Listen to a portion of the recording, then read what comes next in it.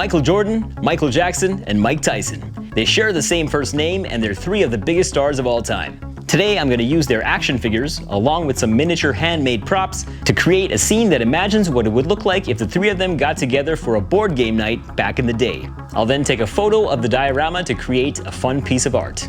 Let's go.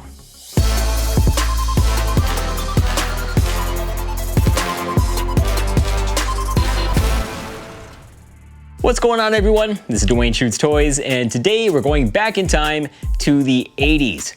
We're going to be doing some toy photography with the three Mikes: Jackson, Tyson, and Jordan. The figures that I'll be using today are 1/6 scale, which means that they're approximately 12 inches tall, but obviously Jordan's going to be a little bit taller than Tyson and Jackson. The Michael Jackson figure is an officially licensed figure made by a company called Hot Toys. It's a beautiful looking piece, and it was one of the first 1/6 scale figures that I bought. And the Jordan and Tyson figures were toys that I assembled myself by purchasing the head sculpts individually on eBay and then putting those heads onto generic bodies and dressing them up in clothing. So let's get to the concept for this scene that I want to make. It's pretty straightforward. I just want to have these three guys in a room sitting around a table playing Monopoly. I'll also include a few other props in the background to fill up the space, things like board game boxes and a few other random items. I already have the figures, but I'll still need to build the miniature Monopoly game as well as the other props for this scene, so let's get to it. Alright, so this is a vintage Monopoly board. A friend of mine lent this to me, and I believe it's from around 1985 or so. It has the classic design with all the old cards and game pieces. Now, in order to make a miniature version of this, the first thing I'll need to do is take photos of the board and the money and the cards, and then import those photos into my computer. So I'm going to go ahead and do that right now.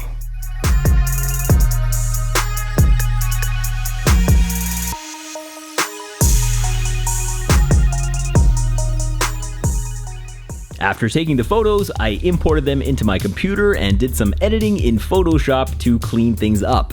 I then printed them out in a smaller scale onto matte photo paper. This is the kind that I typically use, but most other brands will work just as well. And once the images were printed, I just had to sit down and cut everything out and assemble the pieces together.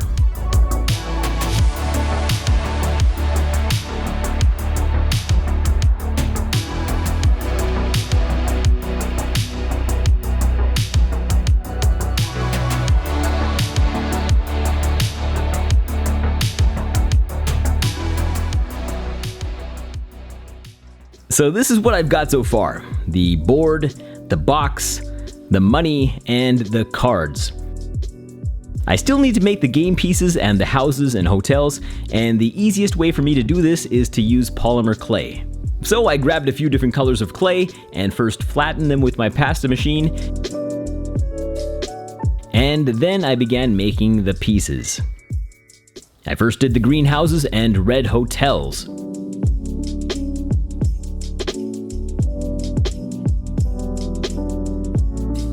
Then I sculpted a few of the metal game pieces. Here I'm doing a mini thimble. These were really small, so I couldn't really add too much detail, but I tried my best. Once I had sculpted all the pieces that I wanted, I put them in the oven and baked them to harden the clay.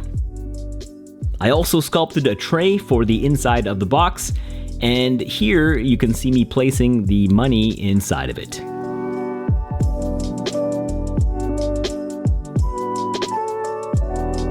So here is what the finished mini Monopoly game looked like. And as you can see, it scales fairly well with the figures that I have. Now, I also wanted to make some other vintage board game boxes to put in the background of the scene, so I collected images of those boxes from eBay listings online, and then I made some templates with them, which I later printed out and folded together. And these are the finished board game boxes. So the main elements of the scene are ready. Now I just need to make a table and some walls, and then I'll be able to put everything together. To make the table, I went to the dollar store and grabbed a piece of foam board. It was $1.50 Canadian for a large sheet.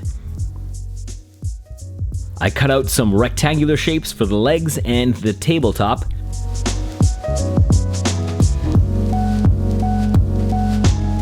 And after getting the sizes that I wanted, I used a hot glue gun to stick them all together.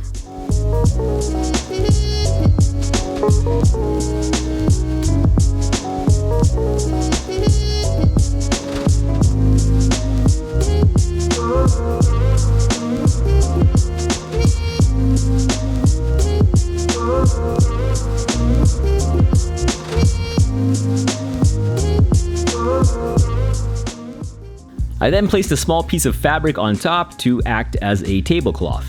So this was the table, and I also cut out a few large pieces of foam board to use as the walls, and I placed some green paper on top to add some color. And I also used this fabric for the carpet. Now it was basically just a matter of arranging all the pieces together into a diorama. I did add a shelf to place the board game boxes on, as well as some other furniture to fill up the space in the scene. And once everything was in place, I took a photo with my camera and did a bit of editing to end up with this final shot. 3 mics playing Monopoly. And just for reference, here's what the untouched photo looked like before editing compared to the final result. I used Lightroom to make basic adjustments to some of the colors, and then Photoshop to clean up the blemishes and fix a few other things.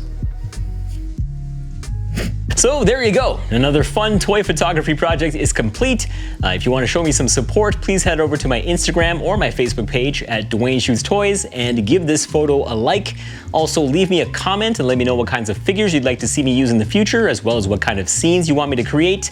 Thanks for watching, and I'll see you in the next video.